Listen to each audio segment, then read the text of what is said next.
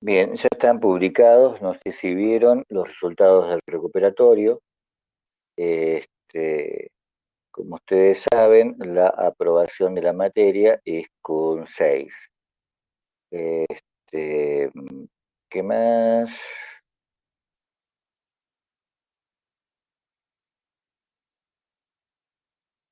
Tenía que ponerles cosas que no les puse, después les subo eso, pero creo que ya estaba comunicado que hay algunos alumnos que no figuran en acta, que son los que están subrayados con amarillo.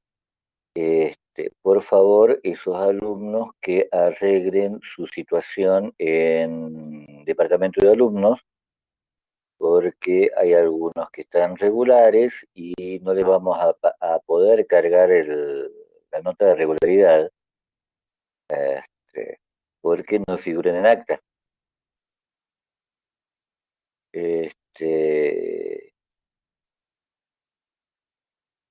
el próximo parcial, me pregunta Maximiliano, que entraría desde el último tema de la unidad 2 que no entró, que es el de régimen de acumulación y ciclo sistémico de acumulación en adelante.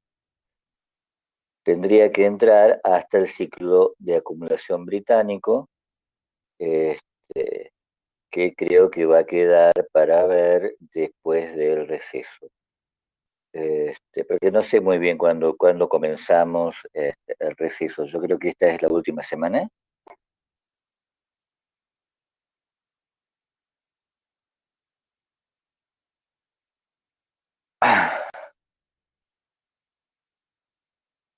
Me quedaría una clase, ¿sí? Este, mm, para dar, porque no estaba programado el receso del viernes. Este, Así que esa se las voy a dar el 9. este,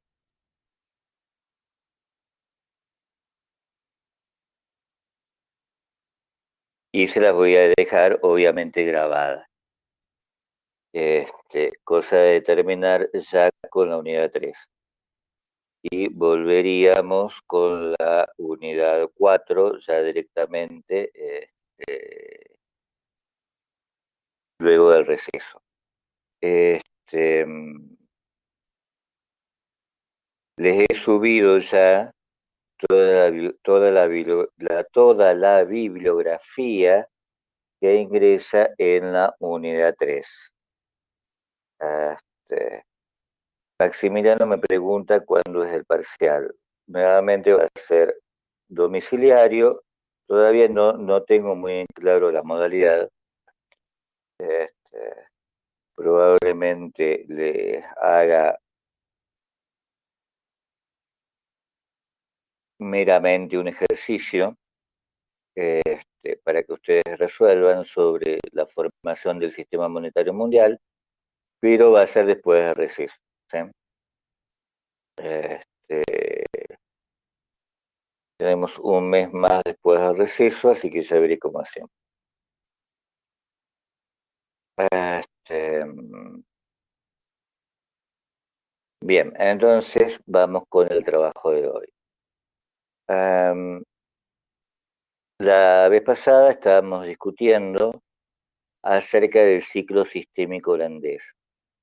Este, el problema, ustedes saben, en la conformación de cada ciclo de acumulación, comienza en la etapa de expansión financiera este, del régimen de acumulación previo, que en este caso es el régimen de acumulación genovés.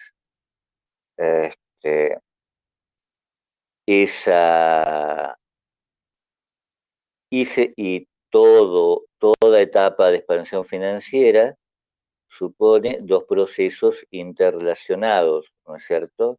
Supone un proceso de competencia interempresarial y supone un proceso de competencia interestatal, estrechamente vinculados porque uno impulsa al otro, ¿sí? es el proceso de competencia interempresarial. Este, supone que las agencias empresariales van a abandonar la forma material de la mercancía, ¿sí? Y van a buscar otras formas de expansión del capital, puesto que ya no pueden reinvertir en la expansión de las agencias en las que se habían comprometido hasta ese momento. Se forma entonces una masa de capital disponible en busca de oportunidades de inversión. Y esa masa de capital disponible en busca de inversión es atraída, digamos, por los estados que compiten precisamente por esa masa de capital. Y las formas de atraerlos, ¿sí? Tanto son los estados los que compiten por esas formas de atracción del capital, ¿sí? Lleva la competencia entre estados, competencia que es por el capital y que lleva para necesariamente a una competencia bélica entre estados. Entonces, la vez pasada discutíamos sobre eso, cómo es el proceso de expansión financiera del régimen de acumulación genovés. Este,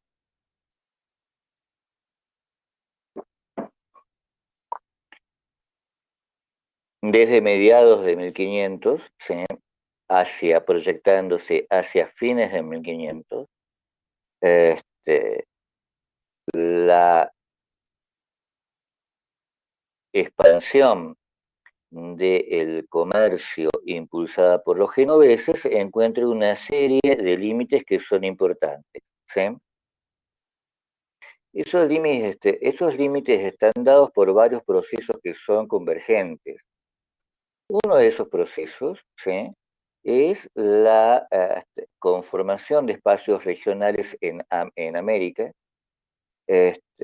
puesto que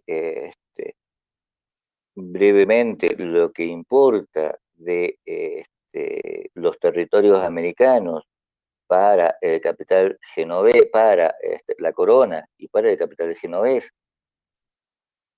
es su papel como proveedores de mercancía dinero, como proveedores de metales preciosos, ¿sí?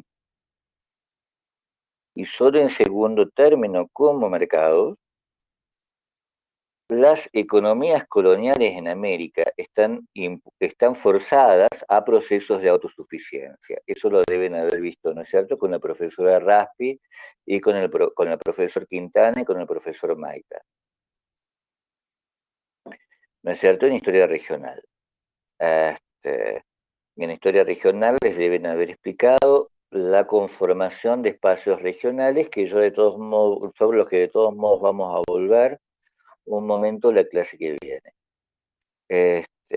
Pero básicamente esos espacios suponen un centro dado por la producción de mercancía de dinero y la producción de mercancías para hacer posible la reproducción social en ese centro, ¿sí? ¿Esto se entiende? De manera tal que se producen territorios relativamente especializados, ¿sí? Y complementarios en una división del trabajo que prescinde en gran medida de las importaciones de las importaciones europeas, ¿no es cierto? Así que uno de los problemas que va a tener el comercio genovés, ¿sí?, es la producción de mercancías que son competidoras de las mercancías provistas por España, ¿no es cierto? Y por Génova. Básicamente son mercancías de consumo, ¿no es cierto? ¿Me entienden esto?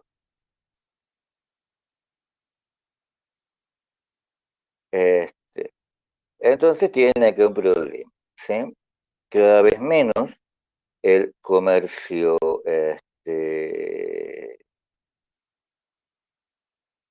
europeo genovés puede expandirse hacia América, puesto que América cada vez más se vuelve autosuficiente de una serie de productos de consumo en los que se había, a los que se había orientado tanto la industria, a los que se había orientado la península ibérica. Este, hay otros, ¿sí?, productos de consumo que no pueden ser provistos, que no pueden ser producidos en el espacio regional.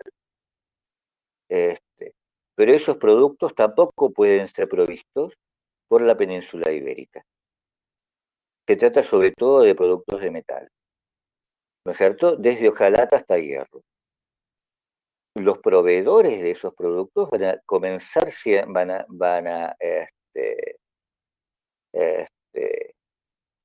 desde muy temprano, ¿sí?, son las manufacturas que proveen ingleses y franceses. Y en menor medida, por razones que luego volveremos, en menor medida en el espacio americano por los holandeses. Entonces acá tenemos otro proceso de competencia. También las otras potencias territorialistas, sobre todo Inglaterra y Francia, están avanzando sobre los mercados, ¿sí?, regionales americanos.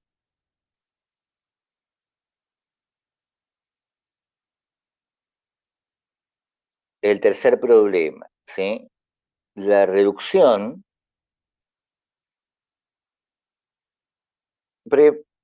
Veamos esto tal vez yo se lo debería explicar con más detenimiento, pero tenemos muy poco tiempo.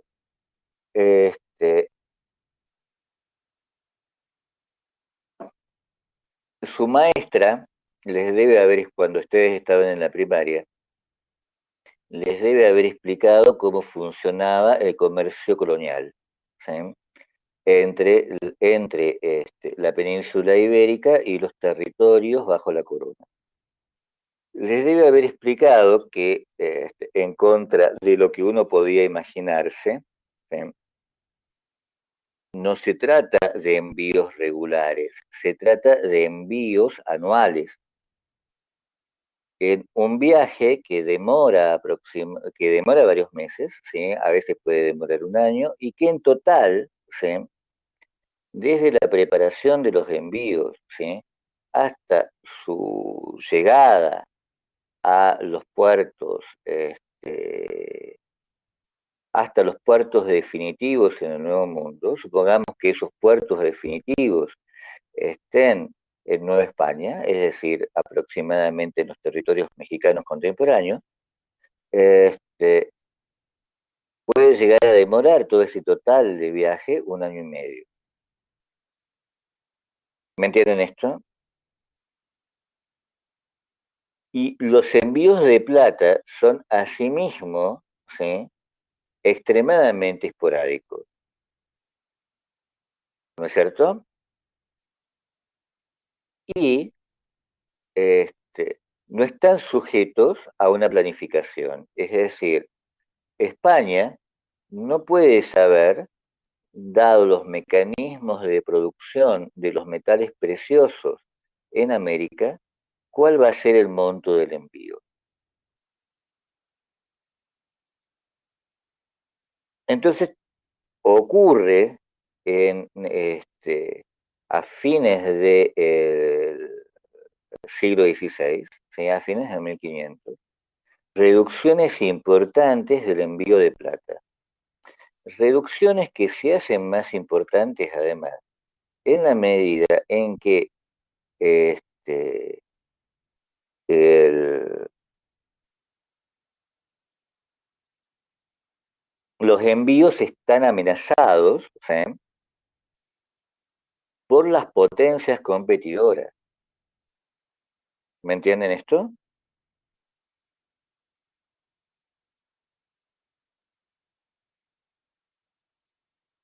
En realidad, este, la piratería aquí es en una parte importante una operación estatal. Eh, no es que no hubiera piratas, ¿sí?, sino que el peligro mayor no son los piratas, sino lo que se llama el corsario. El corsario, ¿sí?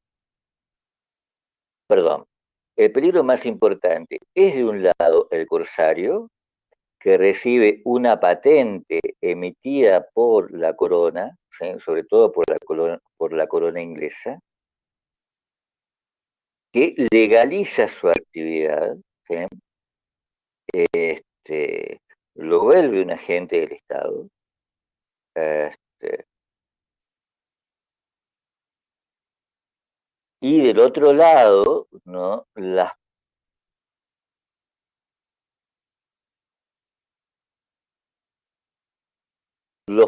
propias flotas, sobre todo holandesas, este, que están compitiendo que están compitiendo y están en estado de guerra con la corona española. ¿Me entienden esto?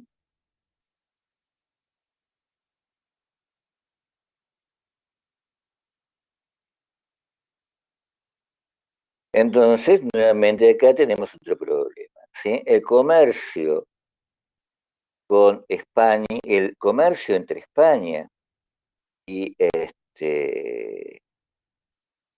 y América, no solo, ¿sí? Se ve amenazado por la autosuficiencia, sino esta operación que no es en absoluto comercial, ¿no es cierto? Porque más bien se trata de una explotación y una tributación, en un proceso de tributación, que es el envío de la plata española, ¿sí? hacia la península, ¿sí? Está en declive. Este, son estos procesos en conjunto los que hacen de las operaciones americanas, ¿sí? Perdón, y me falta otro. La propia expansión, ¿sí? De redes no controladas por los genoveses, ¿sí? Que están compitiendo, que compiten con el comercio genovés, ¿sí? En la península ibérica.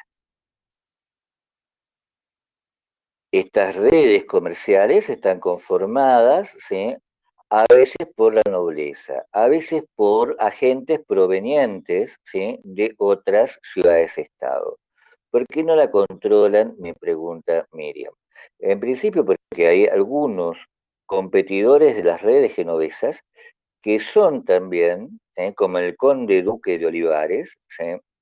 Figuras extremadamente importantes dentro del Estado español. ¿Me entienden? Este, en segundo término, ¿sí? Esto también vale para otros agentes de las ciudades-estado italianas, porque no crean que los genoveses tenían los medios suficientes como para establecer un monopolio en el que incluso la corona, ¿sí? Que le fue dificultoso establecer incluso a la corona, ¿sí? Este, porque el establecimiento de un monopolio, ustedes saben, es una cosa bastante complicada, ¿sí? La evitación de la competencia, ¿sí? Es un proceso que involucra un conjunto de poderes, sobre todo poderes de coacción, para eliminar el competidor. Esto es algo que los genoveses nunca poseyeron en Castilla, ¿no es cierto? Y las redes genovesas, como en cualquier caso, en cualquier otro proceso de competencia interempresarial, son demasiado buenas ideas, ¿sí? Como para no ser copiadas. ¿Me entienden esto?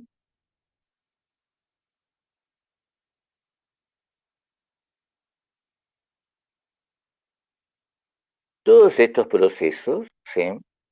Van acompañados de otro, ¿sí? Porque la retracción comercial española es resuelta por el imperio, ¿sí? A través de un intento, ¿sí? De centralización imperial. ¿Me entienden esto? Es decir, a través de la propia lógica territorialista.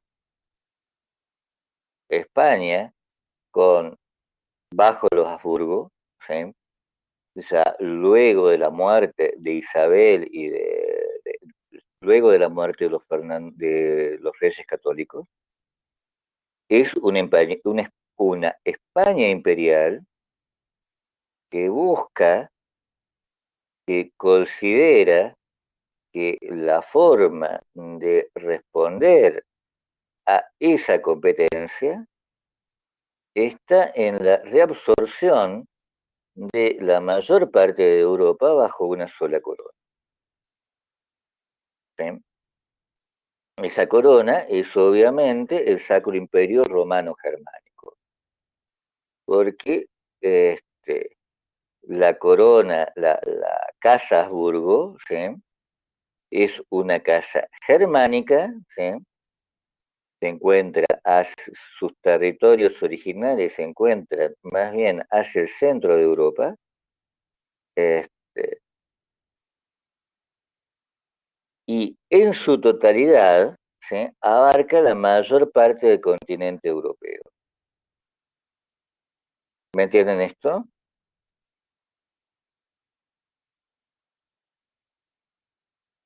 Es hacia esa España imperial hacia donde se dirige el capital genovés.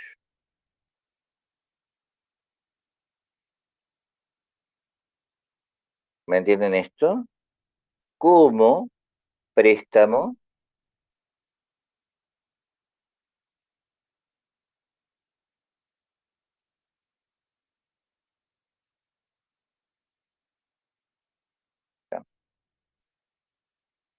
como préstamo constante, ¿sí? Y como mmm, gestión, ¿sí? De los aspectos financieros de la guerra que son siempre un problema, porque piensen ustedes, hay que pagarles a los soldados, hay que pagarles este, a los soldados, además hay que alimentarlos, hay que movilizar armas, etcétera, etcétera. ¿Sí? Y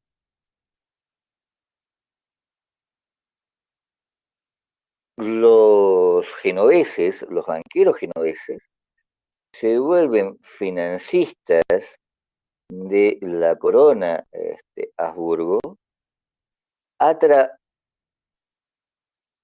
intercambiando su gestión, ¿sí? Y sus préstamos por los derechos de la plata, por los derechos sobre los envíos futuros de la plata. ¿Se entiende esto? Estos derechos futuros sobre la plata se llaman asientos. Los genoveses, ¿sí? Controlan progresivamente el envío de la plata, ¿sí? Transformando una parte importante de la plata en moneda para hacer posible, ¿sí? Para financiar este, la aventura imperial de la corona de los Habsburgo. ¿Se entiende esto? Me pueden decir, pero no se trata de un Amberes, ¿sí? Es una feria de cambio. Me pregunta Miriam qué es Amberes. Amberes es una feria de cambio, una feria de pagos, ¿sí? Que es la que está más cerca del territorio, del frente de guerra, hacia el que va a converger todo el esfuerzo de expansión territorial del imperio. ¿Entienden? Estos tres circulitos, ¿sí? Vinculan un puerto, que es el puerto de Castilla, ¿sí? Que es Sevilla, ¿sí? Y dos ferias. La feria controlada por los genoveses, ¿sí? En la península itálica, la feria de Vicenzone, y la feria controlada por la corona de los Habsburgo en Amberes, en los países, lo que se llaman los Países Bajos españoles. Esas ferias, me pregunta Maximiliano, ¿qué son? No, no son ferias de trueque. Nosotros habíamos visto, ¿sí? El papel de las ferias en la Edad Media en relación con la idea de Brodel del contramercado. Habíamos visto que las ferias, ¿no es cierto?, son, operan en términos de varios mecanismos que convergen, ¿no es cierto? Y para eso Brodel usaba la imagen de una pirámide, ¿sí? Para las ferias de la Baja Edad Media. En la base de la pirámide estaban las transacciones de mercancías, ¿sí? Estas transacciones de mercancías, ¿sí?, correspondían a lo que Brodel consideraba el mercado. La parte superior de la pirámide ya no correspondía a eso. Se conformaba por dos operaciones. Las operaciones comerciales a larga distancia, ¿sí? ¿Y qué tenían que ver las operaciones a larga distancia con las ferias? ¿Se vendían allí los productos a larga distancia? No, allí no se vendían los productos a larga distancia. Allí lo que ocurría era que se saldaban y se respaldaban las letras de cambio que hacían posible, ¿sí?, el comercio a larga distancia. ¿Se entiende esto? Y para hacer esto, las ferias tenían que hacer otra operación a la par. Son a la par clearings, ¿sí? Es decir, respaldos recíprocos de un sistema bancario, ¿sí?, respecto de las letras de cambio emitidas, de manera tal que no fuera necesaria la liquidación de esas letras, sino que más bien las obligaciones recíprocas entre comerciantes y financistas se transformaran en transferencias de letras de cambio endosables. ¿Esto se entiende?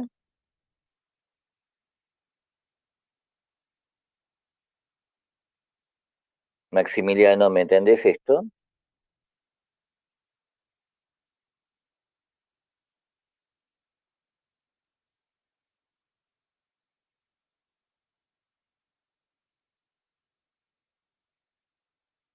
Más o menos, me dice Maximiliano. Entonces, yo les decía cuando les explicaba, veamos, ¿recuerdan lo que es una letra de cambio? Una letra de cambio es una promesa de pago, ¿sí? ¿No es cierto? Representa un pago o un pago diferido. ¿Me entienden esto? En ambos términos puede operar en términos similares a lo que nosotros pensaríamos que es un vale. Un vale que se ha pagado, ¿sí?, y por lo tanto se emite, ¿sí?, para saldar una operación en algún territorio lejano, ¿sí?, o un vale que se emite a pagar en territorio lejano. ¿No es cierto? Pero la distancia es aquí una cosa muy importante, porque lo que permite la letra de cambio es que no circule dinero metálico, ¿sí?, en este proceso en este territorio tan complicado que es el territorio europeo entre 1400, entre el siglo XV y el siglo XVI, ¿sí? Y después también. ¿Me entienden esto? ¿Me entendéis esto, Maximiliano?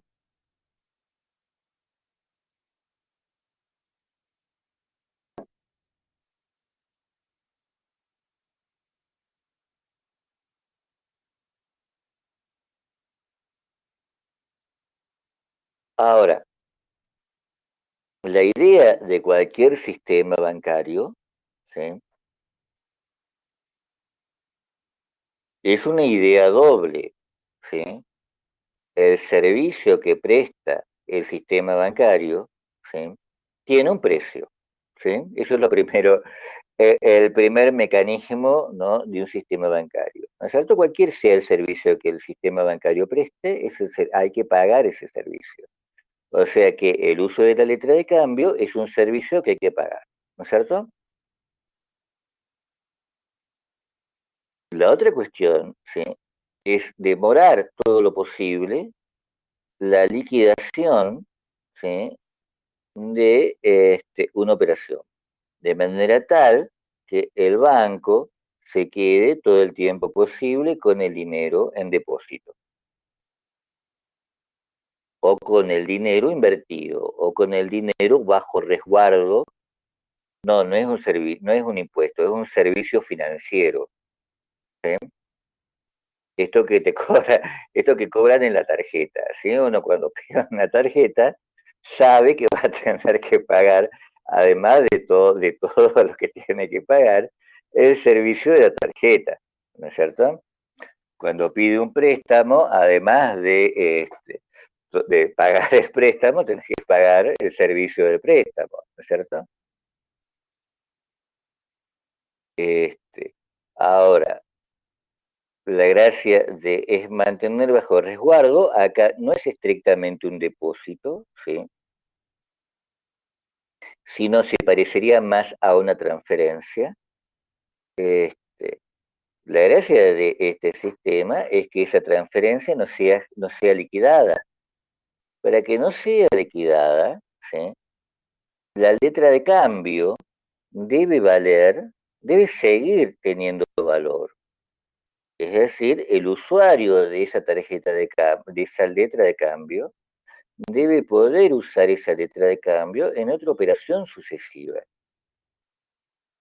Entonces, si este, esa letra de cambio significa el saldo de una deuda, ¿sí?, en vez de cobrarlo, puede servirle, ¿no?, como este, para no cobrar el dinero, ¿sí?, sino utilizar esa letra de cambio como medio de pago, ¿sí?, frente a otra deuda en otra casa financiera,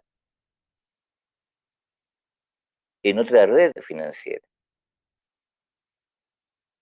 El dinero acá es metal o plata. Todavía no hemos entrado en la época de la moneda fiduciaria, pero la letra, en cierto sentido, ¿sí?, este, es casi una moneda fiduciaria, ¿no es cierto? Pero toda la moneda acá es metálica, ¿no es cierto? Esa letra de cambio vale una cierta cantidad de ducados, de florines, de galeones, etcétera, etcétera, depende de dónde, este, en dónde se la cobre, ¿no es cierto? Entonces,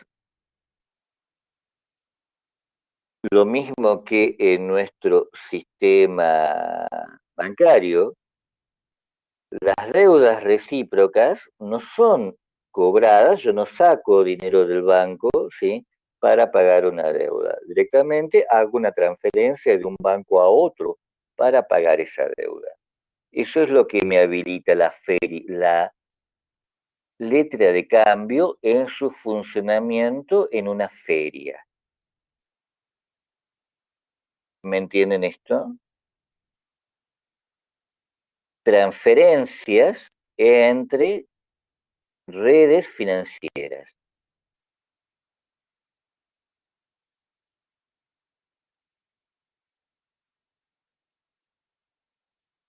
De manera tal, ¿sí?, que se recurra lo menos posible a esa cantidad de dinero metálico.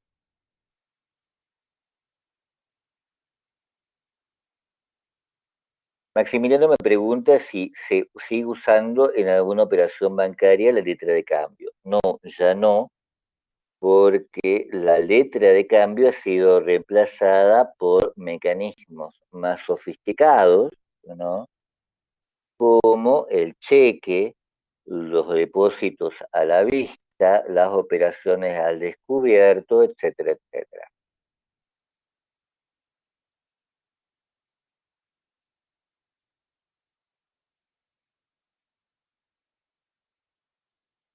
Y sobre todo, ¿no?, por la habilitación no de letras de cambio, ¿sí?, como operación, sino de depósitos, cajas de ahorro, ¿sí?, depósitos de cuenta corriente, cajas de ahorro, etcétera, etcétera, que son las que permiten operaciones interbancarias.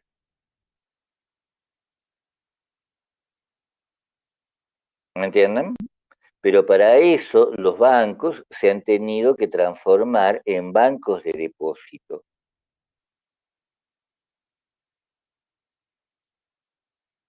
¿Me entienden esto? ¿Me entienden esto? Estos no son operaciones de depósito, ¿sí? Son operaciones de transferencia.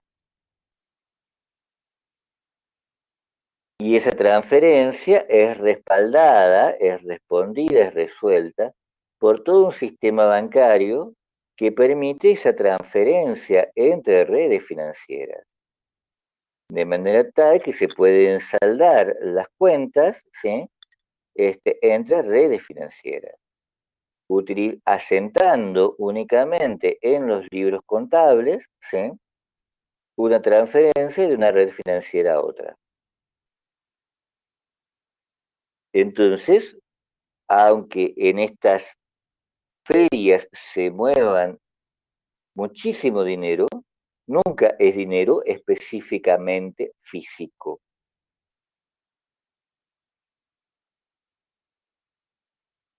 ¿Me entienden esto?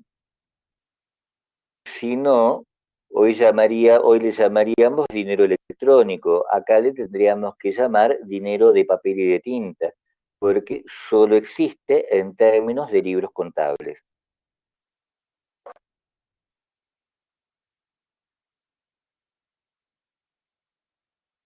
En algún momento se cambiaba, ¿no es cierto? En algún momento la casa financiera no le queda otra que cambiarla. La gracia del caso es que no se cambia a menos que sea completamente necesario.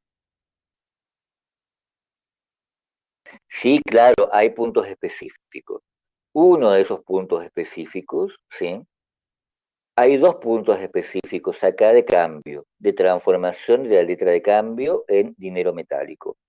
Uno es Amberes, en donde la letra de cambio se cambia a dinero físico para pagar a los soldados.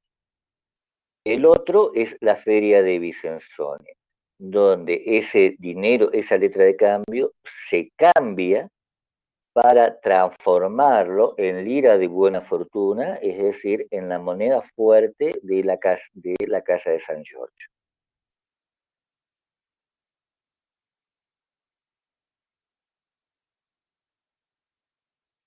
Se cambia en los puntos centrales de estas redes financieras. ¿Me entienden esto? Pero los vértices de este triángulo no son dinero físico, ¿no es cierto? Son letras de cambio. Perdón, los lados del triángulo, ¿sí? Es en los vértices en donde hay dinero físico. Estoy hablando acá. ¿Me entienden?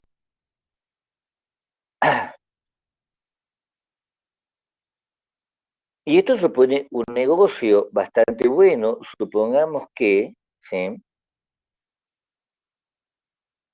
el éxito de estas, supongamos que estas operaciones territorialistas se traduzcan en un éxito bélico. Dejan de ser buenos, ¿sí? Buenas operaciones, si el éxito bélico, ¿sí? Se difiere demasiado tiempo. ¿No es cierto? Y si se difiere demasiado tiempo, ¿sí? Lo que va a ocurrir, lo que ocurre de hecho, ¿sí? Es la declaración de bancarrota, ¿sí? De default, diríamos nosotros, ¿sí? De estas deudas contraídas una y otra vez por la corona con las redes financieras genovesas. ¿Me entienden esto?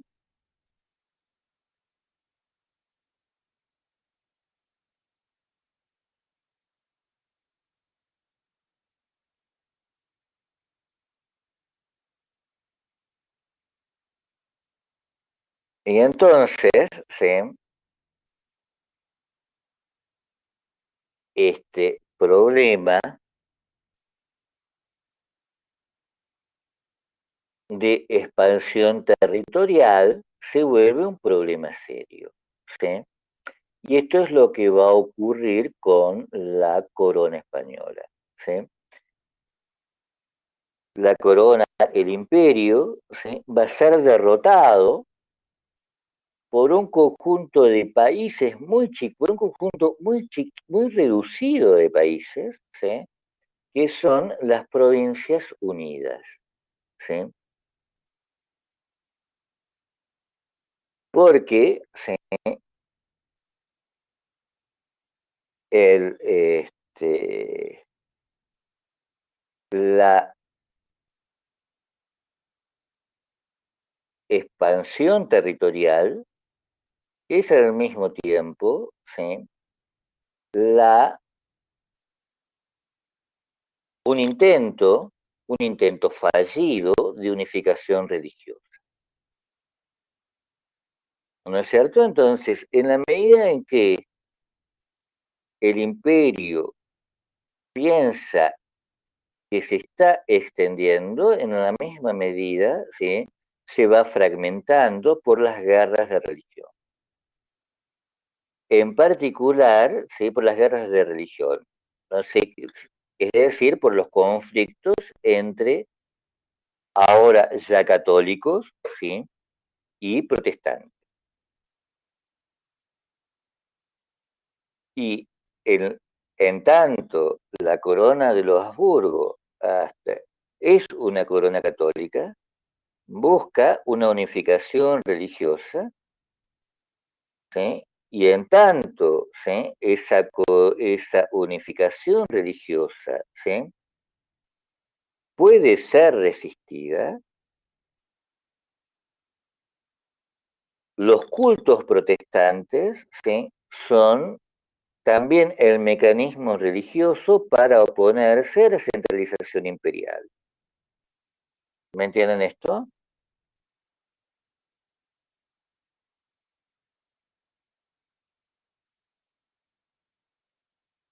Entonces, en tanto el imperio busca la unificación religiosa, lo que obtiene, ¿sí? En realidad es la desarticulación política bajo un ropaje religioso. Y entonces, ¿sí? Las guerras de religión van a dar lugar a la conformación de una unión protestante, ¿sí? Que es la Unión de Utrecht, que se declara en rebeldía, ¿sí? Contra el imperio, declara que Felipe II, heredero de Carlos V, está depuesto, declara su independencia. Fíjense ustedes, ¿sí? Que este acto de declaración de independencia es un acto por completo inaugural, porque es la primera declaración de independencia.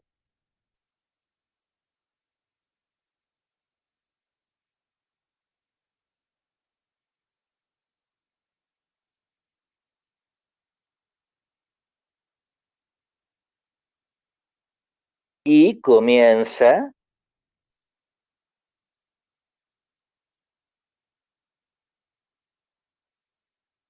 esta guerra de 80 años, ¿sí?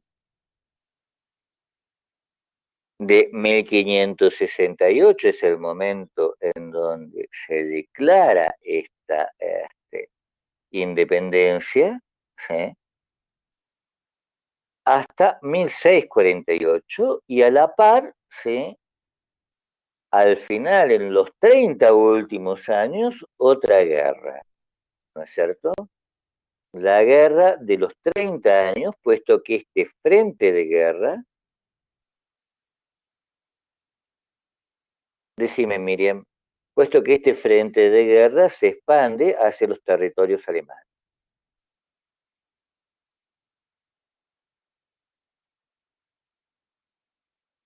¿Qué me decías, Miriam? No entiendo. ¿Pedís que repita algo?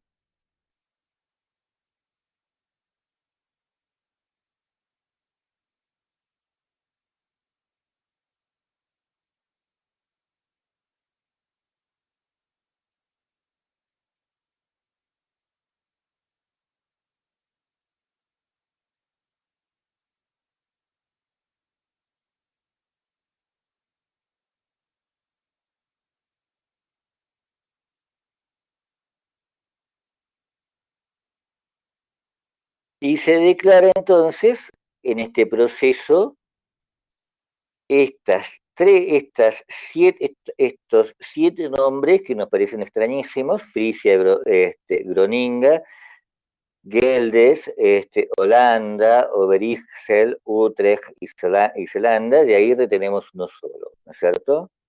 Holanda, este,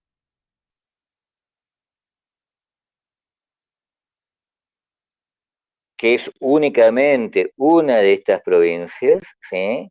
Pero como es la más conocida en términos generales, a estas provincias, en vez de llamarlas por el nombre, les decimos básicamente Holanda o los Países Bajos o las Provincias Unidas. ¿Me entienden? ¿Se entiende esto? Y unificación, ¿sí? Bajo un liderazgo militar. Porque ¿quiénes se rebelan? ¿Sí? Los que se rebelan en realidad, ¿sí? En esta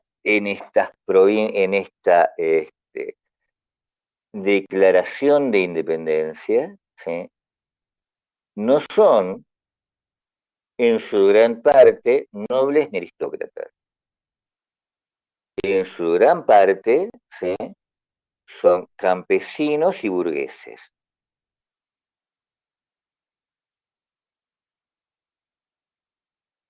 Y aunque el peso menor de estos burgueses, ¿sí? Es un peso menor desde el punto de vista numérico, son comerciantes, ¿sí? Extremadamente ricos. Comerciantes además extremadamente ricos, ¿sí? Que tienen la posibilidad de atraer a otros comerciantes igualmente ricos, ¿sí? Igualmente protestantes, provenientes de otros territorios. Por ejemplo, los territorios franceses. ¿Me entienden esto?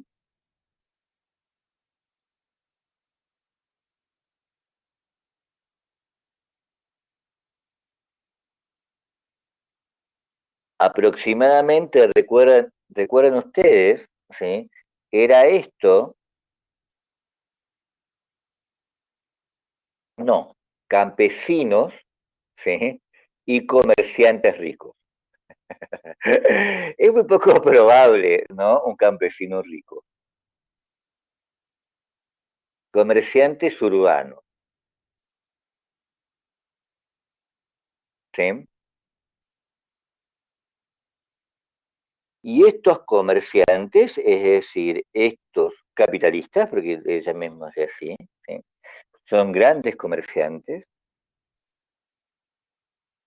buscan una agencia estatal y la encuentran en una casa noble, ¿sí? La casa de Orange, de allí el color naranja, ¿no es cierto? Este, de, este, de los holandeses, ¿sí? Este,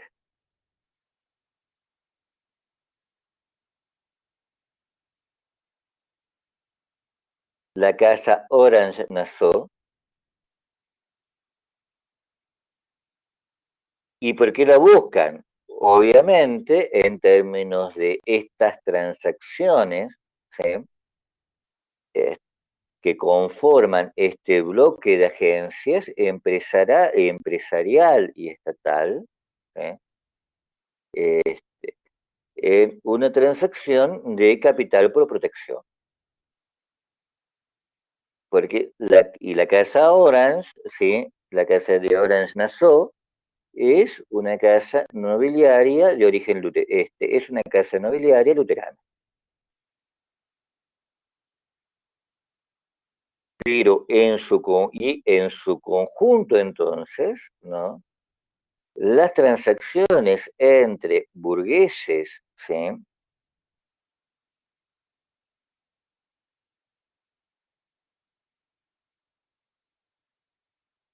Y comerciantes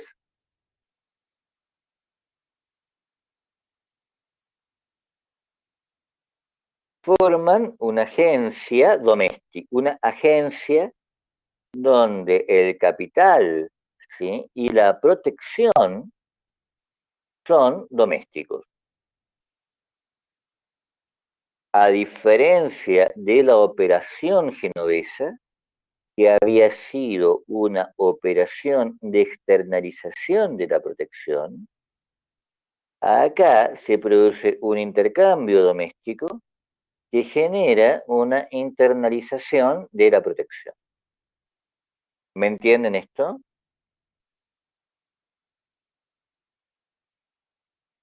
Primero al nivel entre agencias y vamos a ver después incluso al nivel interno a la agencia empresarial. Esto volveremos. ¿Y por qué estos comerciantes son ricos? ¿Por qué estos comerciantes son ricos?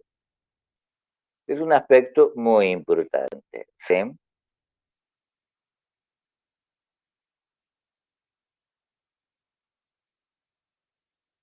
Son ricos porque tienen a su disposición, ¿sí? Han un tipo de operación comercial que vamos a llamar intermediación comercial. ¿Qué es una operación de intermediación comercial? Es dejar abierto, es no solo comerciar con los recursos propios o con los recursos bajo una determinada esfera de influencia, ¿sí? Política, territorial, sino, ¿sí? Operar con los recursos de territorios ajenos, en la medida en que se tiene control sobre el lugar de intermediación, que es el puerto de Ámsterdam. ¿Me entienden esta idea?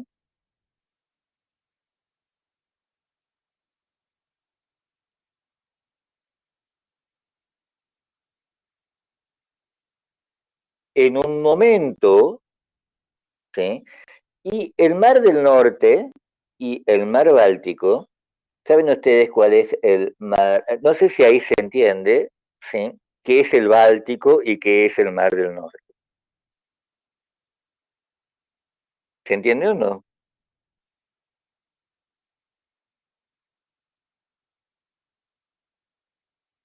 No, sí, son dos mares. No, no, ¿dónde están?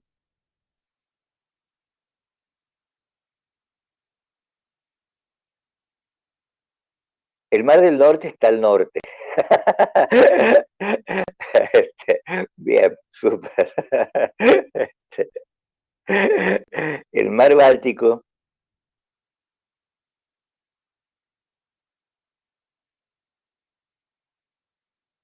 El mar Báltico, como dice Miriam, está al, no al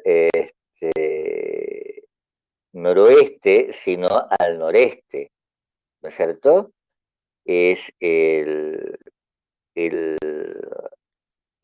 la masa de agua que queda en cierto sentido aprisionada por la península escandinava, ¿no es cierto? Justo al lado de este óvalo que dice pescado salado, ¿sí? Madera, carbón, vegetal, etcétera. Y como dice Maximiliano, sí, incluye de un lado este, el territorio de Suecia, este, y del otro, es decir, sobre el continente, este, Finlandia, Rusia, Estonia, Letonia, Lituania, Polonia y Riga. ¿Me entienden esto?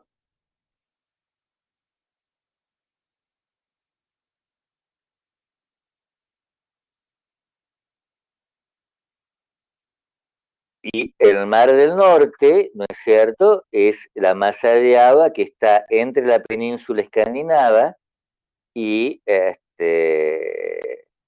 el Reino Unido, y hacia el norte, ¿no es cierto?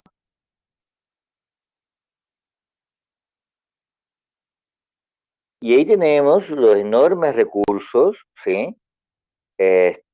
Agrícolas que tiene Rusia, Estonia, Letonia, Lituania, Polonia. Los, este, podríamos hacer podríamos hacer un cantito. Después traten. O un rap, ¿no es cierto? Este, gracias, Maxi. Maximiliano les dijo ahí los componentes, ¿no es cierto? Sí, yo no sé nunca, no sé cómo activar.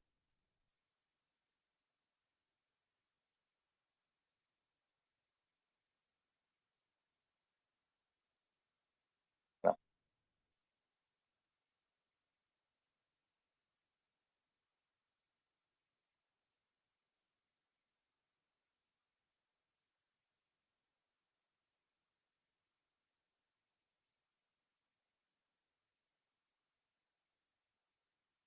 no sé si ahí se ve el puntero.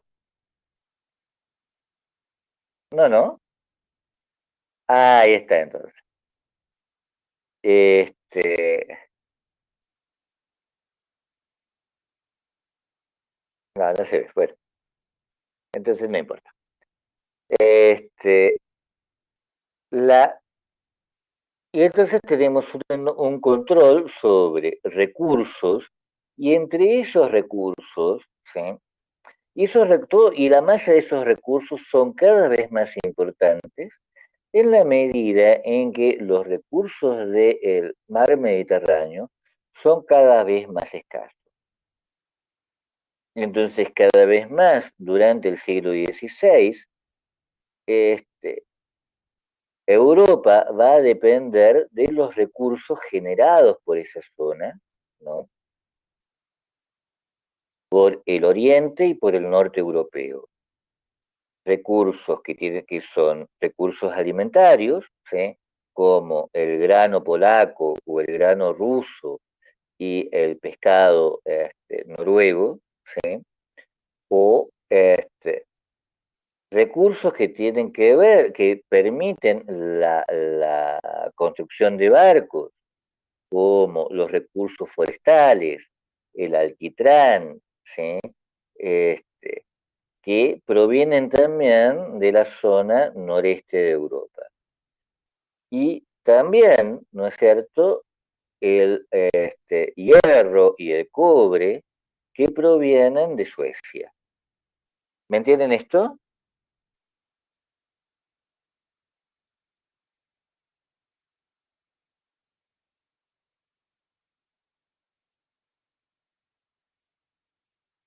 Y sobre estos recursos, los holandeses, los comerciantes holandeses, van organizando un sistema que le vamos a llamar comercio triangular, en el que se evita, ¿qué es el carácter triangular de un comercio? Tratar de saldar el comercio en términos de intercambio de mercancías y no de compra que involucre el pago en metálico. ¿Me entienden esto?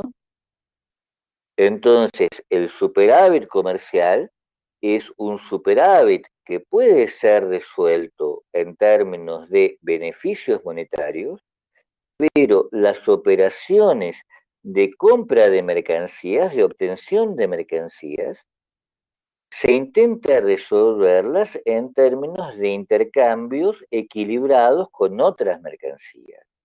No se trata de una operación de trueque, ¿no? No piensen que es una operación sencillamente de trueque, sino una operación de equilibrio de la balanza comercial, ¿sí?, a través del equilibrio de las mercancías intercambiadas. No sé si soy claro, no sé si se entiende.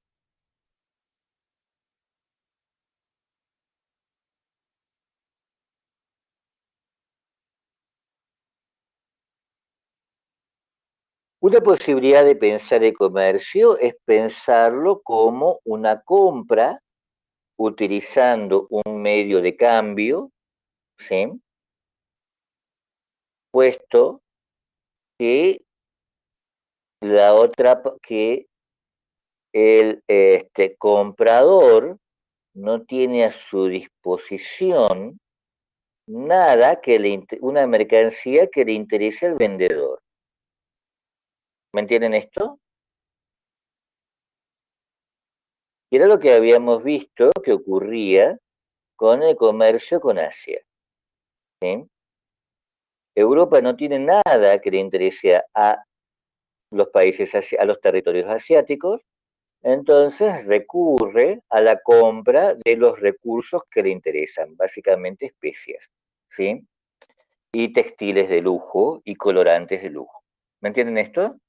¿Me entendés, Maximiliano?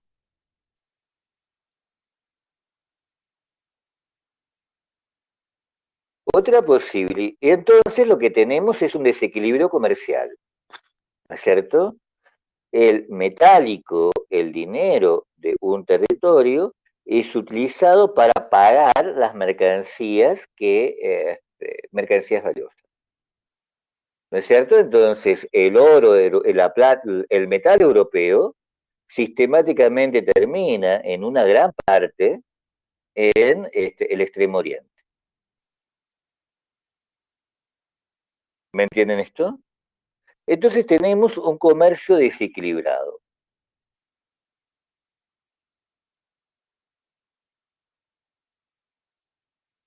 ¿Me entienden? ¿Me entendés, Maximiliano? ¿Se entiende esto? La otra posibilidad de pensar el comercio es pensar en términos de participantes que tienen intereses recíprocos por las mercancías que se producen en otros lados. ¿No es cierto? Y entonces, ¿sí?, por más que se compre y se venda, ¿sí?, esos saldos en metálicos son recubiertos por otras operaciones, como si finalmente hubiera un trueque, ¿no es cierto? Como si hubiera un intercambio entre mercancías. porque ese es el resultado del comercio. Finalmente, el comercio se equilibra en términos de intercambios de mercancías. ¿Me entienden esto? Entonces, el pescado puede ser saldado en términos de vinos, aceites. Los vinos y aceites pueden ser saldados en términos de lanas y textiles. ¿Me entienden esto?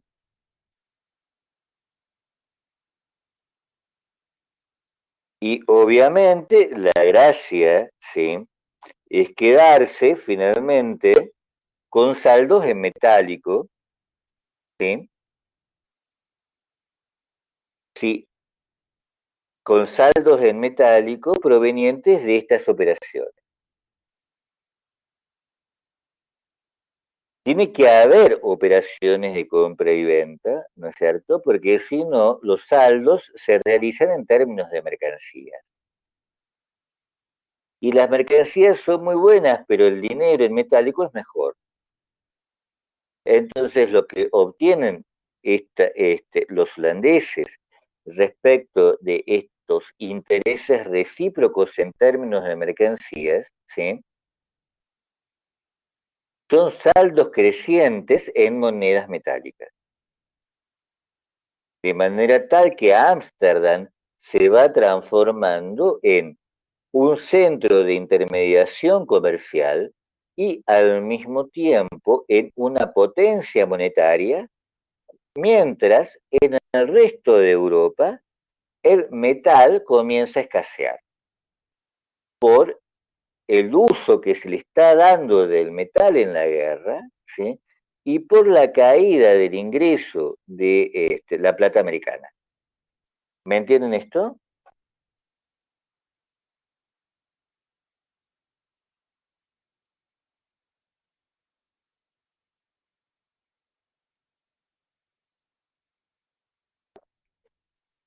Y entonces los holandeses se conforman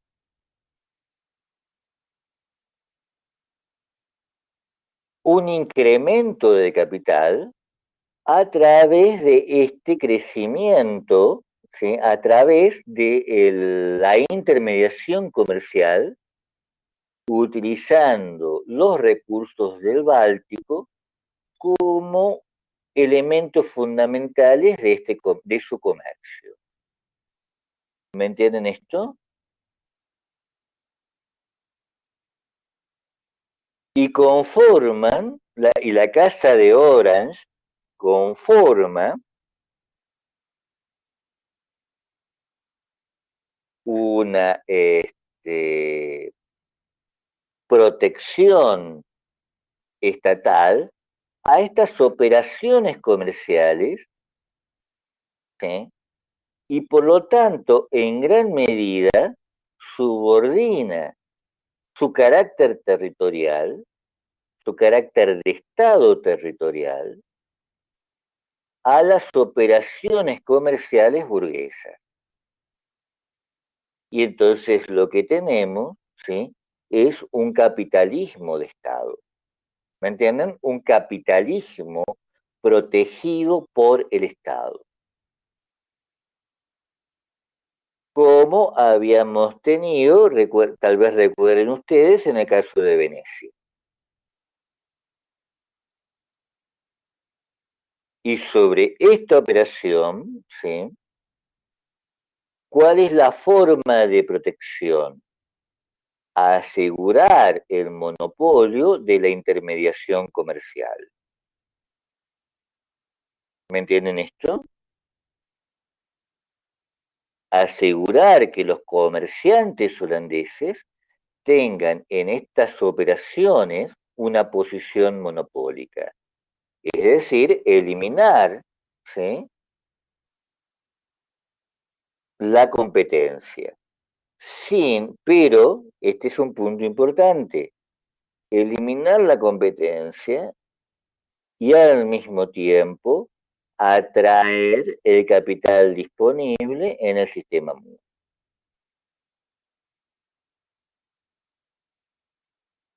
Y entonces vamos a hablar, ¿sí? En tanto el Estado asegura activamente el monopolio de capital, vamos a hablar de un capitalismo monopolista de Estado.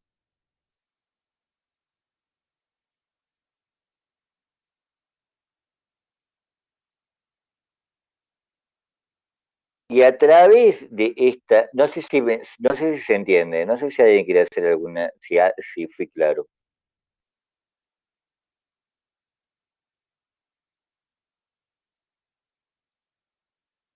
Y a través de estas operaciones, ¿sí?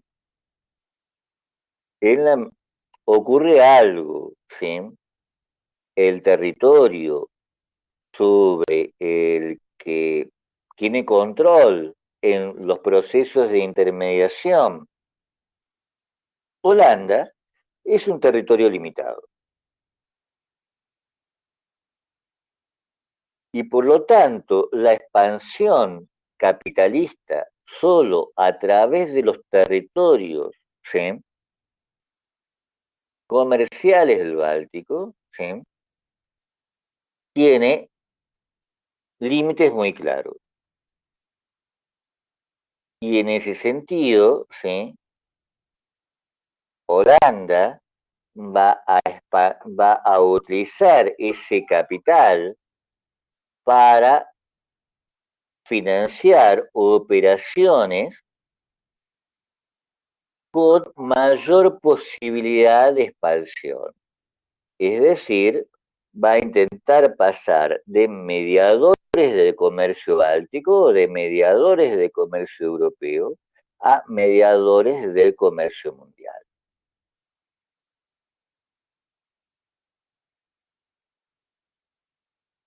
¿Y qué significa ser mediadores de comercio mundial? Expandirse, ¿sí?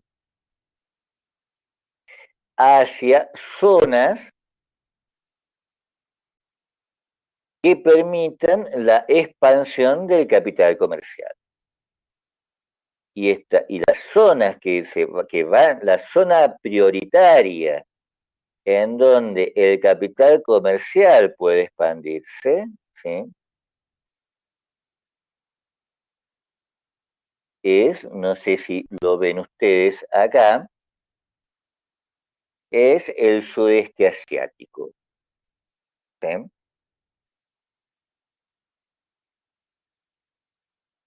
¿Se nota? No sé si la diapositiva se ve muy chiquita. Tal vez lo vean mejor ahí. ¿Sí? Son, en principio, estos territorios donde el naranja es más denso, ¿no es cierto? Que van desde el subcontinente indio hasta la península malaya. Perdón, hasta el archipiélago malayo.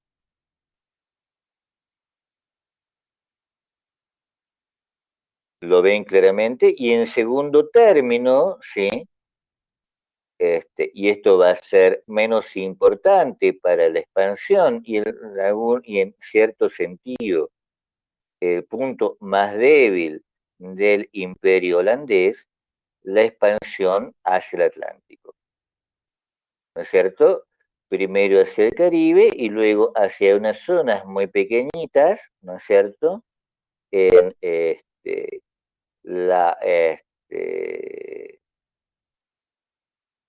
Surinam, ¿no es cierto? Y el sector más oriental de Brasil.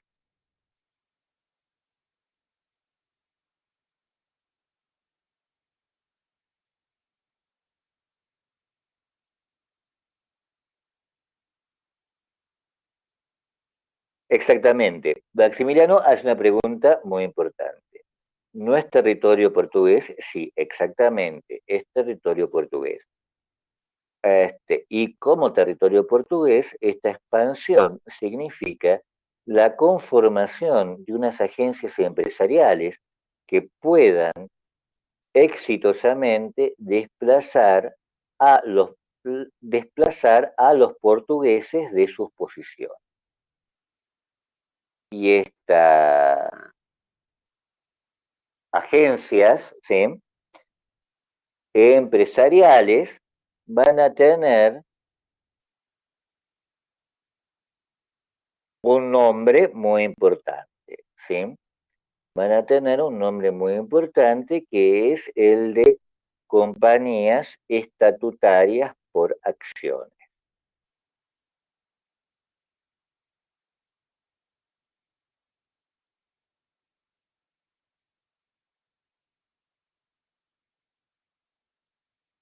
Ah, me pregunta Maximiliano si no lo logran. ¿No logran qué?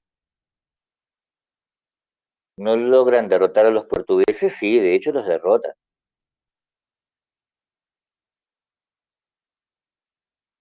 Y los derrotan en el punto más importante para el imperio portugués, que es que son las posesiones y las posiciones en India y en el sudeste asiático. Entonces, el primer punto, ¿sí?, es el de las compañías estatutarias por acciones. Lo, las compañías estatutarias, las compañías, como ustedes saben, ¿sí?, son asociaciones de comerciantes que en la historia, en los 100, 150 años, ¿sí?, más o menos que llevamos estudiando, estaban conformadas para algunas actividades muy específicas, ¿no es cierto? Eso es lo que hacían los genoveses. Los genoveses conformaban sus compañías para adaptarlas a los objetivos empresariales, ¿sí?, a los que se iban a movilizar las redes empresariales, ¿no es cierto? Es lo que habíamos visto con las agencias empresariales genovesas.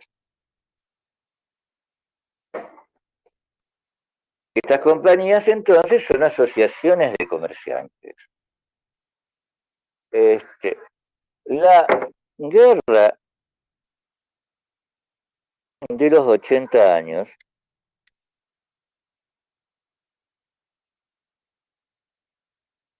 significó para Holanda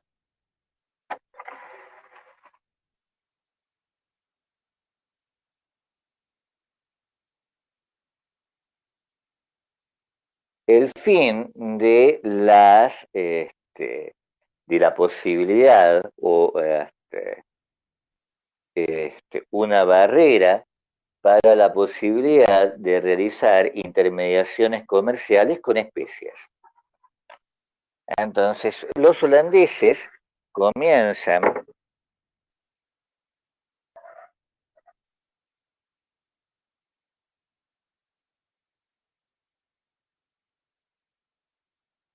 a y dice, toman parte de la carrera de las especias, atacando en primer término a los navíos portugueses y españoles. Este, ¿Por qué portugueses y españoles? Me preguntarán ustedes, porque durante la corona de los Habsburgo, Portugal es anexada a los dominios a los dominios Habsburgo. Pero con posterioridad a eso comienzan, ¿sí?, sobre todo a comienzos del siglo XVII, a expandirse, a seguir la ruta portuguesa hacia el sudeste asiático.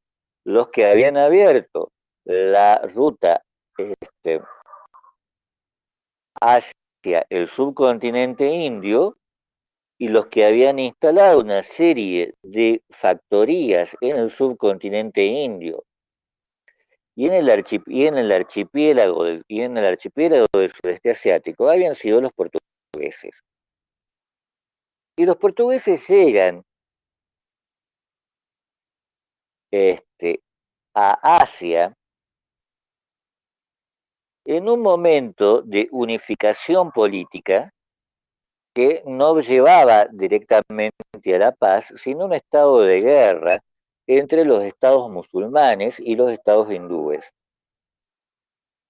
que es la conformación de lo que se va a llamar el imperio mogol, no mongol, sino mogol, sin N, o si quieren, mughal.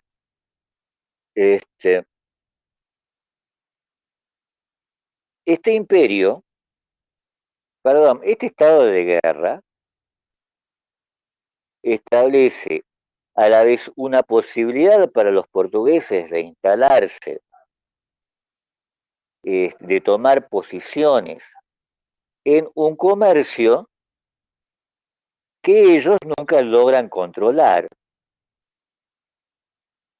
En realidad, es el comercio musulmán de las especies asiáticas. Toman una serie de posiciones en gran medida gracias a la colaboración de los propios musulmanes que sirven como pilotos para las naves portuguesas. De otra forma les hubiera resultado bastante difícil. Este,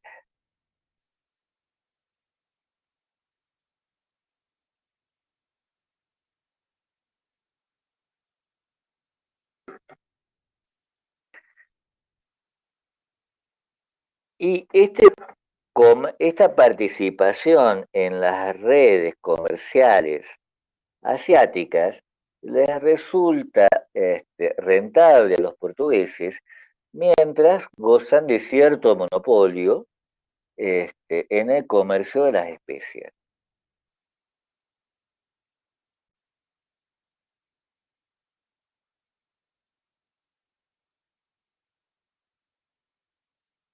Aquí tienen un mapa de la expansión portuguesa, ¿sí?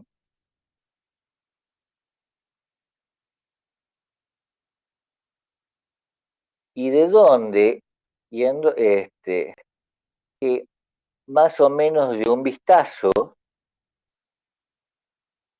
nos permite captar algo bastante importante, ¿sí?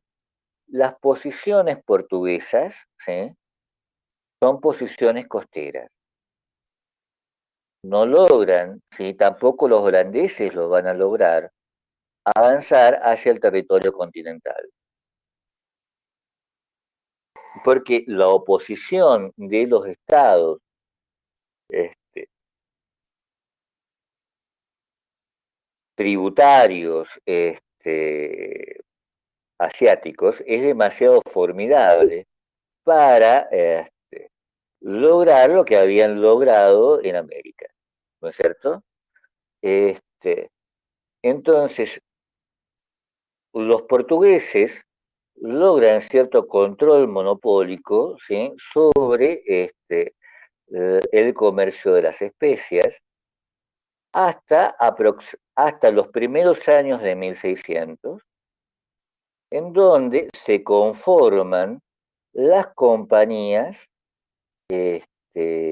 las primeras compañías holandesas. Puesto que las primeras compañías holandesas tienen que competir tanto entre ellas como con los portugueses, tanto los comerciantes holandeses como el Estado de las Provincias Unidas, las unifica. Las unifica en la Compañía de las Indias Orientales. ¿Me entienden esto? Y otorga el monopolio del comercio de las especias a esa compañía. De las Indias Orientales. ¿Sí? Este territorio, ¿sí? Se llaman Indias Orientales. Se va a llamar Indias Orientales durante bastante tiempo, ¿sí? Hasta el siglo XIX.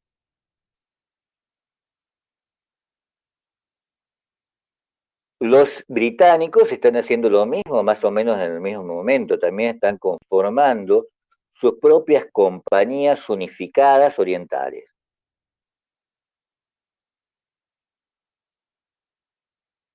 Y conforman estas compañías con una serie de mecanismos para atraer el capital disponible en el sistema mundo. ¿Sí?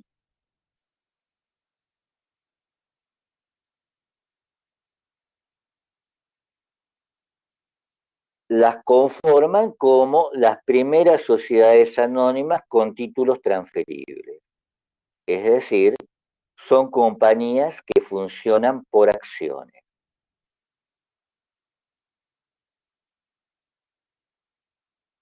¿Me entienden esto?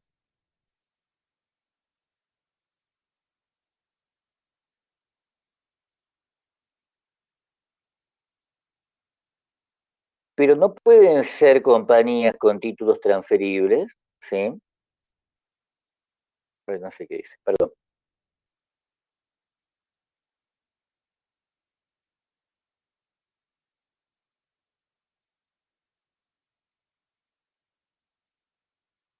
Sin establecer otro instrumento. Ese instrumento es la bolsa de valores. La bolsa de valores de Ámsterdam, en donde esas acciones se compran y se venden.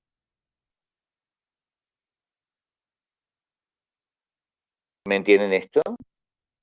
Es decir, conforman compañías por acciones y conforman la institución en donde se negocian esas acciones, que es el primer mercado de capitales permanente en Europa.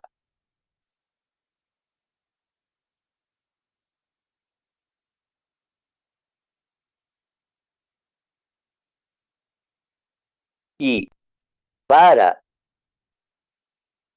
poder contar con el capital disponible y para centralizar ese capital disponible en la intermediación comercial, además, constituyen una institución bancaria, ¿sí?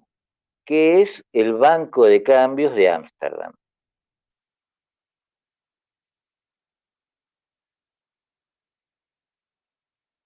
Entonces, las instituciones, ¿sí?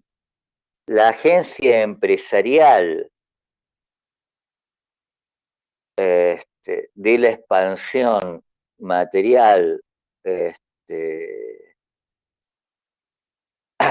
del ciclo sistémico de acumulación holandés va a ser la empresa, la compañía estatutaria por acciones. Pero no puede haber compañía estatutaria por acciones sin el respaldo de esta infraestructura generada en parte por el Estado. ¿Sí? La bolsa de valores y el banco de cambio de Ámsterdam.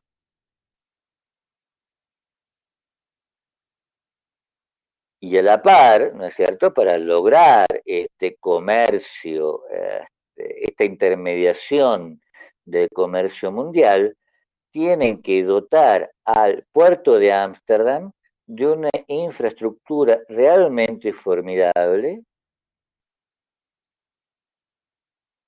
para acumular stock, es decir, para poder organizar,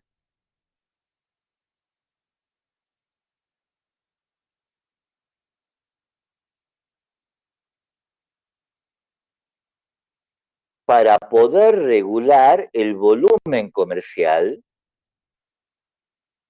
de tal forma de mantener los precios en términos ventajosos para el comercial, para el capitalismo holandés.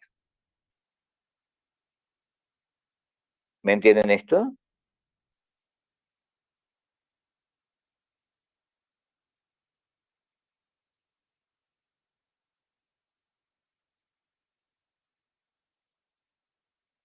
No Miriam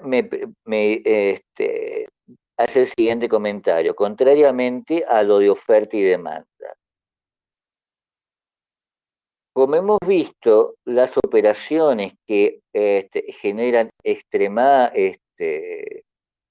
beneficios extraordinarios, que son las que permiten la expansión del capitalismo, no se mueven en términos de las concepciones clásicas y neoclásicas de oferta y demanda, no se mueven sencillamente en términos de un mercado en donde tanto la oferta como la demanda sean perfectamente competitivas unas y otras, ¿no es cierto?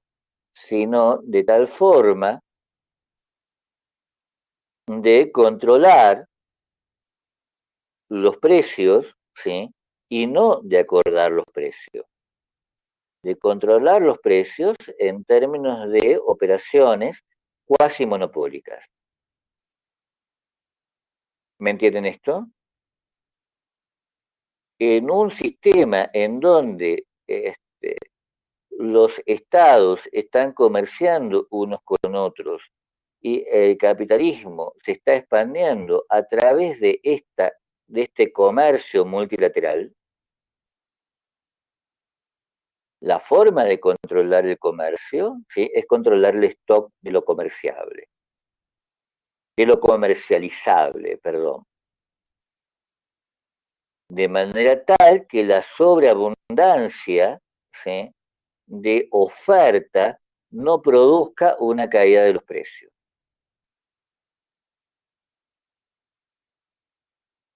¿Me entienden esto?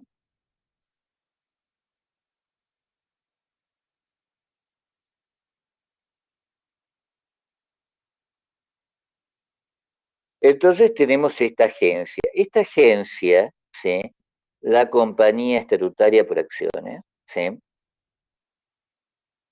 es dotada de unos instrumentos característicos, que son los que aparecen en la diapositiva, ¿sí?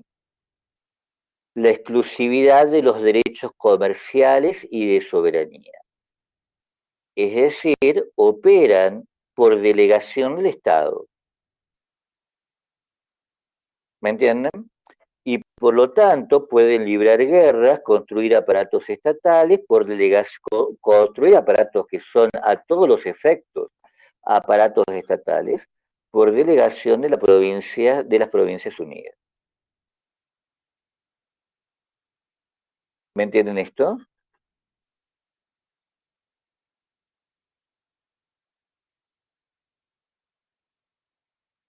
Pueden incluso, ¿no?, acuñar su propia moneda.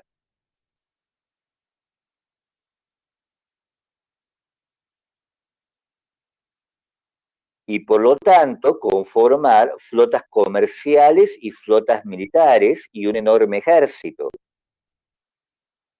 Pero todas estas operaciones están subordinadas a el punto importante de la compañía, ¿sí?, que es la generación de dividendos para los accionistas.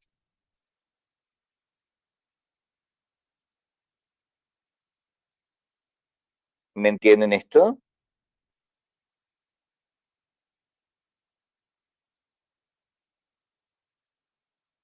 Y entonces vamos a decir esto: estas compañías, ¿sí?, internalizan los costes de protección. Y con ello, ¿sí?, y esto quiere decir que en vez de externalizarlos en el Estado, los costes de protección están sujetos a un cálculo racional dentro del propio entorno empresarial.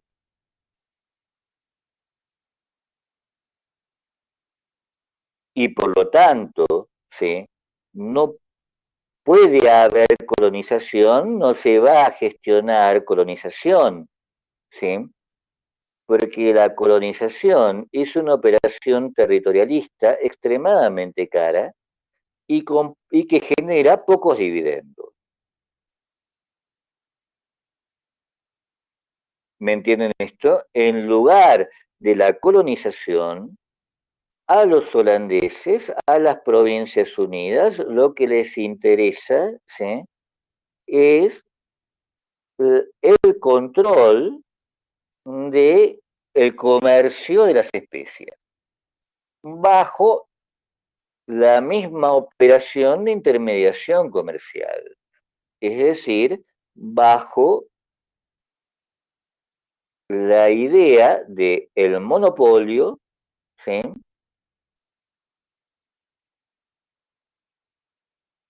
lo que significa la eliminación de la competencia. Ahora, en un sistema como el asiático, ¿sí?, esta eliminación de la competencia supone también no únicamente la eliminación de los comerciantes competidores, sino también la eliminación de los productores competidores. ¿Me entienden esto? ¿Se entiende esto? Razón por la cual cualquier productor de especias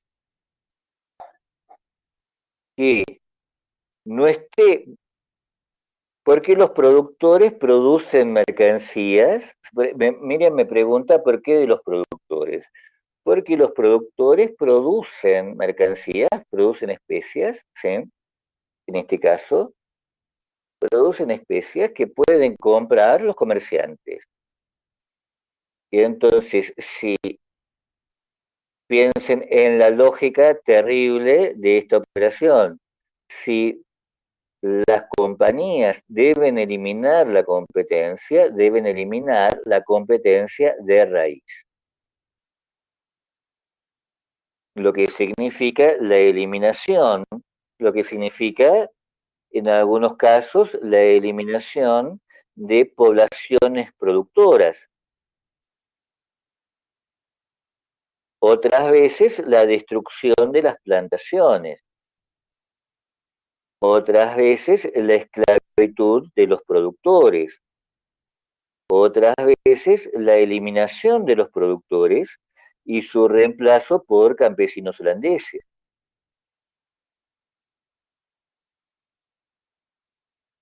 ¿Qué ocurre? ¿Qué es lo que va a regular en cada caso? En cada caso lo que está regulando es la obtención, es el cálculo de beneficios posibles asignables a esas operaciones militares.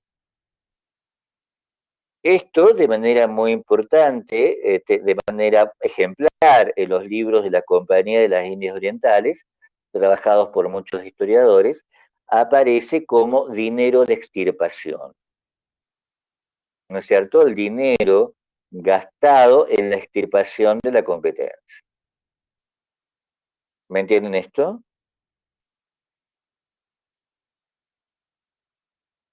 ¿Esto se entiende? De allí que la compañía holandesa tenga el carácter de una brutalidad que no había tenido, no obstante haya sido así mismo brutal, la expansión colonial portuguesa o la expansión colonial española.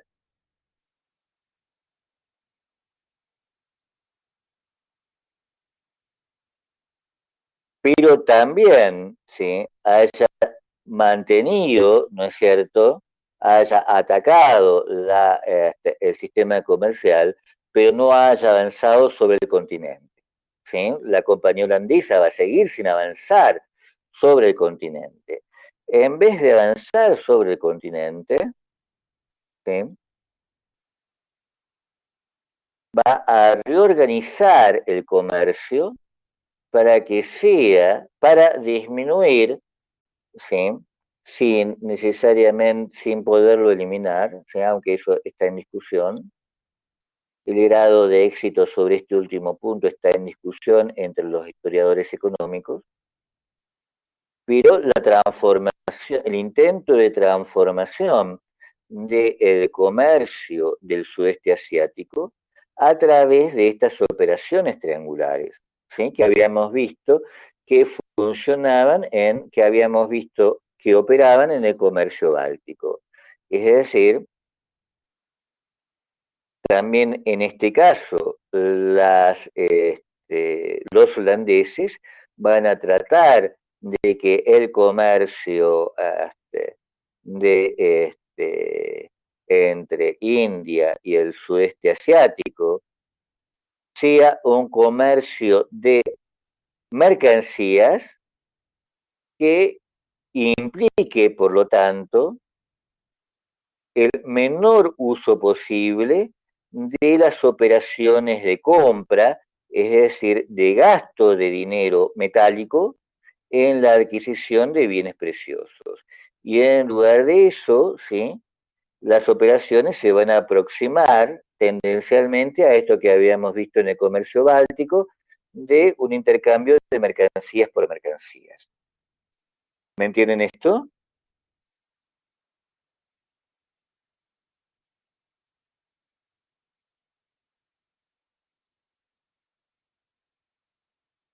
¿Se entiende esto? Y entonces retengamos entonces este punto, ¿sí? La agencia empresarial, entonces, ¿sí?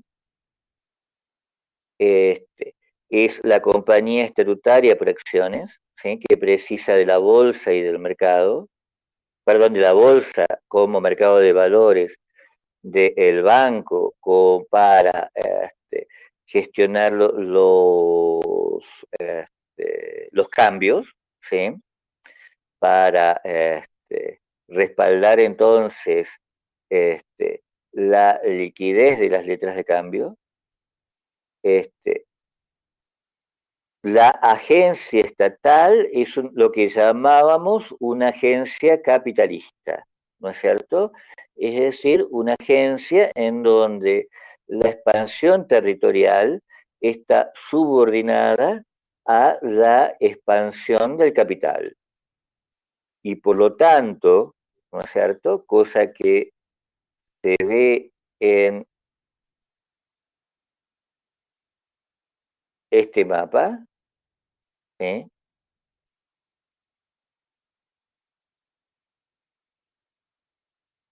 Las posiciones son cuidadosamente seleccionadas en función de los objetivos empresariales, ¿no es cierto? En otros términos, ¿sí?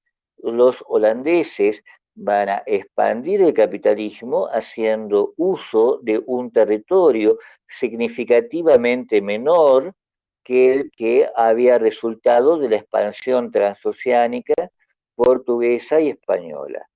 ¿Me entienden esto? ¿Esto se entiende?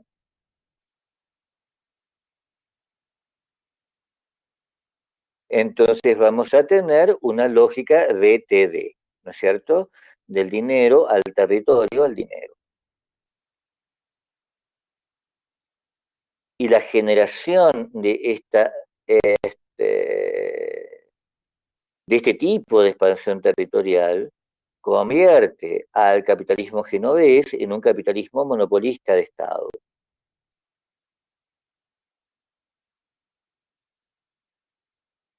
En la lógica de intermediación, en la estrategia en una estrategia de expansión del capital, que es la intermediación comercial, es decir, comprar para vender.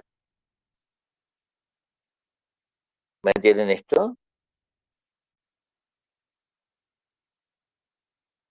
¿Esto se entiende?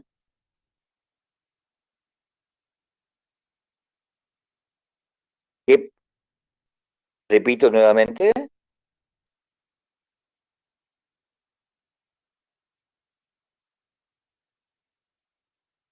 En primer punto, la agencia empresarial la hemos visto, ¿no es cierto? Es una compañía estatutaria por acciones, con mecanismos, ¿sí? dotados por el Estado, gestionados por el Estado, para atraer el capital disponible en el sistema mundo a través del mercado de valores.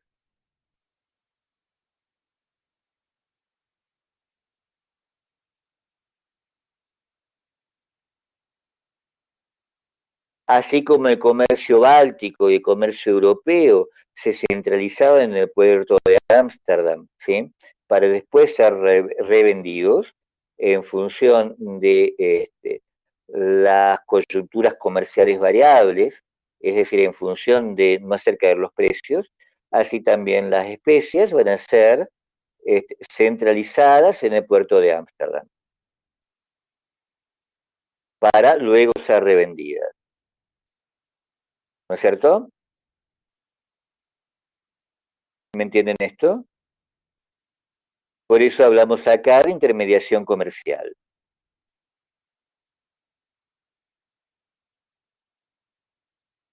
Y para posibilitar esta intermediación comercial es necesario un banco de cambio, ¿sí? Puesto para respaldar y liquidar las letras de cambio.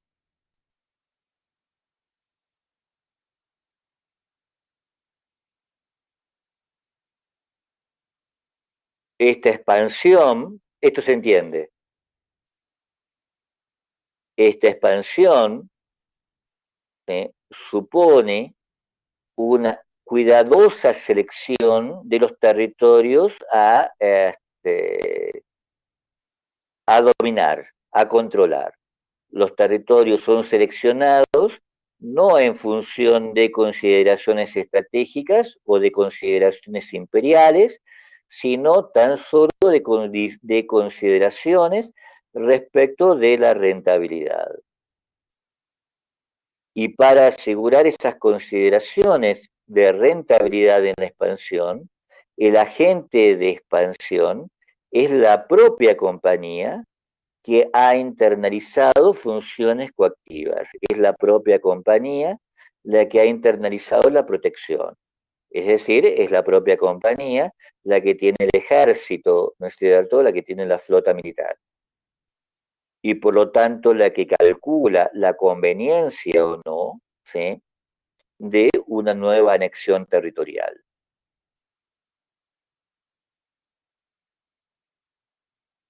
A la rentabilidad es obviamente la, el, la maximización del capital teniendo en cuenta los ingresos y egresos, lo que significa la estimación pormenorizada de los costos.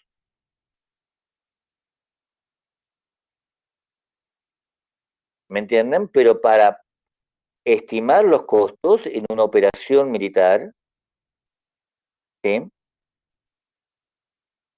pero para estimar los costos de una operación militar, la milicia debe formar parte del entorno empresarial. Maximiliano me dijo, ¿sí?, pero el metal se agotaba en el sostenimiento de las tropas. Sí, pero eso era un problema para el imperio, ¿no es cierto? Cuya fuente de metal era América. No es un problema para las Provincias Unidas, cuya fuente de metal está en la intermediación comercial.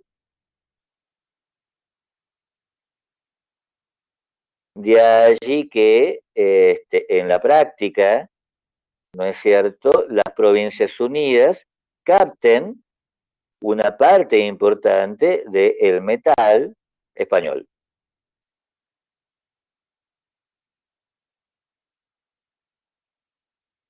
Aunque sea este metal español convertido y reconvertido en las acuñaciones de los estados, con los que comercia Holanda. Esto llega hasta tal punto, ¿no es cierto?, que hacia fines del proceso hacia fines de la expansión comercial, los que controlan la plata en realidad son los holandeses. La plata americana llega a Europa en barcos holandeses. ¿Me entienden esto?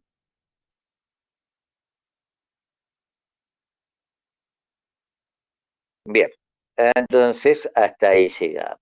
¿Sí? Este, listo, chicos. ¿Hay preguntas?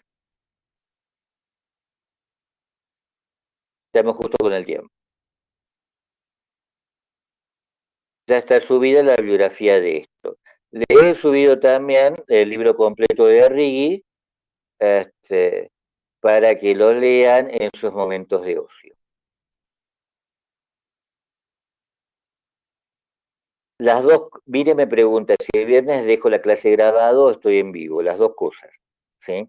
Estoy en vivo, hago las invitaciones correspondientes para que ustedes puedan ingresar si quieren, hacer preguntas si quieren, y obviamente dejo grabada la clase.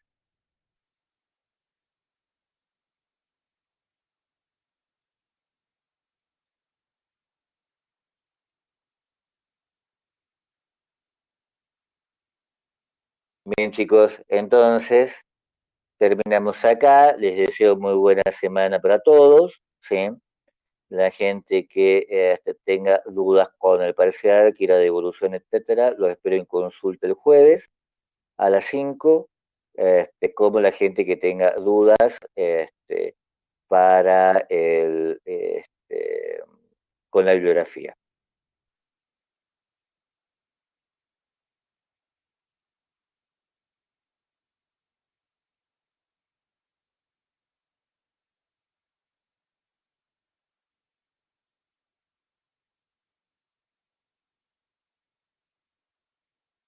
El jueves a las 5, Maximiliano. Maximiliano me pregunta qué día es la consulta el jueves a las 5.